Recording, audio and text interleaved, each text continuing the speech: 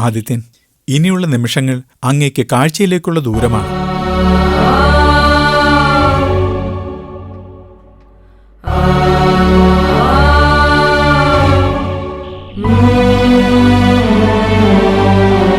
ആദിത്യൻ, നിങ്ങളുടെ കാഴ്ചശക്തിക്ക് വേണ്ടി ദേശമംഗലം ഒന്നാകെയാണ് കാത്തിരിക്കുന്നത്. നാളെ പ്രഭാതത്തിൽ അങ്ങ് ഈ ലോകം കാണുന്ന കാഴ്ച കാണാൻ നാമും ഉണ്ടാകൂടെ. സന്തോഷം തമ്പുരാൻ. ജീവിതത്തിൽ ഒരിക്കലും ഇങ്ങനൊരു സംരക്ഷണം എനിക്ക് ലഭിച്ചിട്ടില്ല.